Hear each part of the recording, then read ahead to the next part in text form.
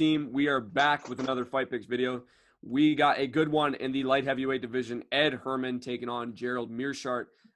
This was a fill-in fight. Ed Herman, who was he supposed to fight? Dan Jung, the Iron Turtle. I love that guy. So, Gerald Iron Meerschaert Turtle? coming off of a TKO loss in the first round, filling in, taking on Ed Herman. Very, very interesting matchup in this one. I'll pass it on to Zach. So what do we know about GM3 Gerald Meerschaert? He is an excellent submission artist. He is one of the best submission artists the UFC middleweight division has seen. I think behind the BJJ gods that are Jacare, Adolfo Vieira, and Demian Maia, and maybe Shoeface, you can slide him right in there, but he's at the top for most submission wins in UFC middleweight division history. But what we've also seen from him over his time in the UFC is that he's really improved in his striking game. He looked really sharp against Duran Win and Eric Anders. And to be fair, it's really easy to look sharp against Duran Win and Eric Anders. But I do think that there's a genuine improvement there. And a lot of people think that Ed Herman's going to be this much bigger guy with much bigger power. But Ed Herman used to be a middleweight as well. Ed Herman was at a 185. Coming with the receipts, Zach. You're just. And it also doesn't help. This fight's at light heavyweight? Yeah, it's at 205. Oh, okay, my bad. I'm going to love thick GM3. Thick GM3 is going to be great. And Ed Herman, his main skill set is also the ground game. He is also a black belt in jiu-jitsu. But there are, as I forget who said this, but there are levels to black belts. GM3's, I think, is a much higher pedigree on the ground. And another thing we really have to take into consideration, Ed Herman is 39 years old. If this fight gets out of it, and he has not been known to have the best gas tank, he slows down big time. If this fight gets out of the first round, he is in big trouble. And I don't think he possesses the power, the submission ability. I don't think he can finish GM3 in one round. I think GM3 pretty much has the advantage almost anywhere the fight goes. The one variable is how he looks at 205 and if he's ready to fight at 205. Because we know that those guys moving up divisions on short notice a lot of the time don't do very well. But I have faith in him. We'll see. So, yeah, I'm going GM3. I think he can I think he's going to finish Ed Herman in the third round, but a submission is possible as well. Yo, I'm just looking at Duran Win. He's He's only 5'7" at light heavyweight. Oh, I can't even believe that. Yeah, so I got to go with the younger fighter here, Meerschaert. Meerschaert has only lost to tough competition. Herman definitely is. Just moving on here to the Sherdog page for Gerald Meerschaert. Gerald Meerschaert obviously losing the TKO loss to Ian Heinisch recently, actually last month. Losing to Eric Anders, Kevin Holland, Jack Manson, Thiago Santos. Looking at these guys are top of the division. Okay, it's basically August now. Let's not say last month. It was basically 2 months ago. Yeah, he got knocked out. Yeah, so fair enough. But still, I don't think enough time. Just on that note. Yeah. I think that's one thing that people are probably going to talk about a lot. I think moving up in a weight class, you kind of have an advantage, as weird as it is, to your chin. No weight cut, yeah.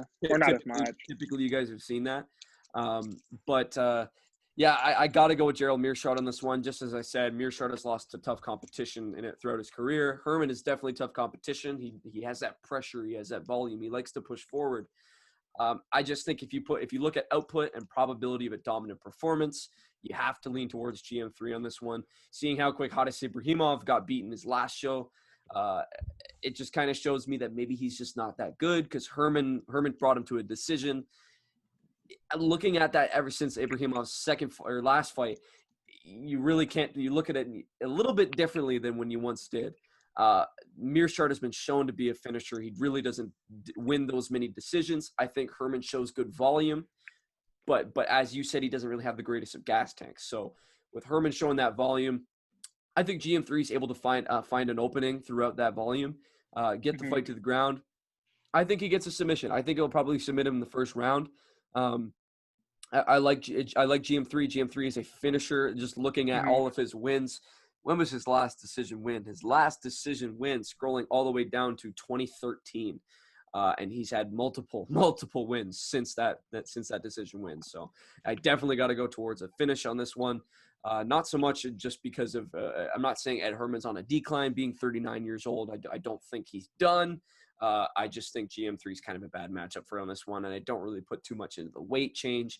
I just think Meerschaert's definitely got the advantage on this one. I think he gets a submission in the first round. Moving it to the UFC calculator, I also don't think I mentioned the Borg one. For Ray Borg in the last one, it was 68.7% chance, and this one it goes up above that one, and it's a 69.6% chance for Meerschaert. Okay. Okay. So, question: this is Meerschaert's first fight at light heavyweight, right? Yeah, in the Or, UFC at as I least. know, yeah.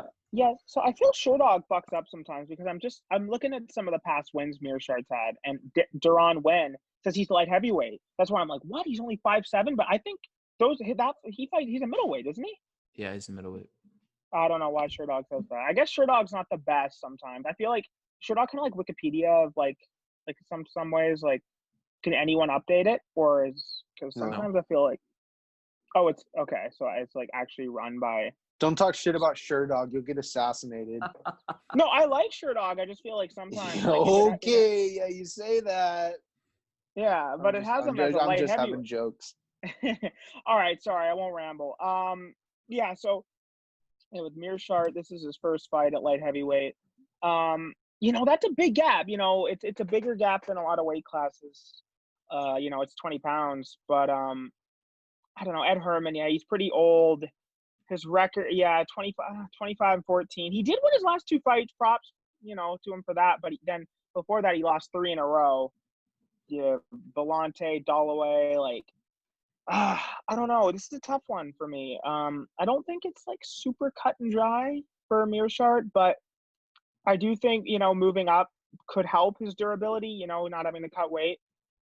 And I don't think when was Ed Herman's last? I'm just looking to see when Ed Herman's last finish was. Cummins, 2019 May. I remember that. He did finish Cummins, yeah. Okay, well I still think, he has been submitted 6 times in his pro career, and I think Meerschaert definitely has the advantage on the ground, and I think on the feet, and was it Zach that mentioned the cardio of Herman's not too good, so I would say Meerschaert should be able to get. I think he's going to be able to get a sub in the end, towards the end of the fight. Nice. So I'd say what was your official pick, Zach? Third round submission. Okay, so we've got the board split. Michael, I agree with you. I think it's going to be a first round submission. I think that we're going to see thick GM3, but not in a thick way. I think that at middleweight, a lot of times, he was the less mobile fighter.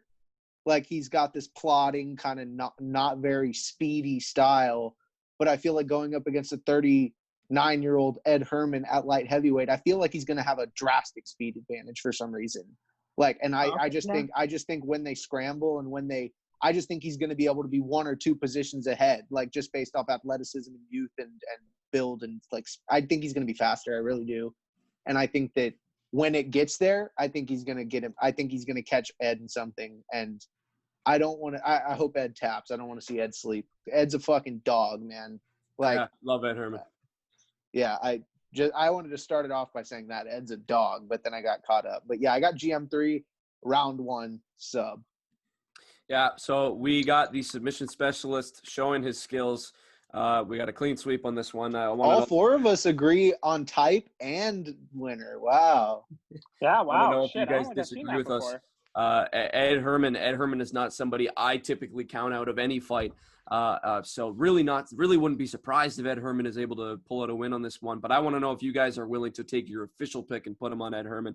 I want to know what you guys think in general. So let us know in the comments what you guys think of the video. Show your support. So drop a like and subscribe to the channel, and make sure you guys check out the other Fight Pick videos.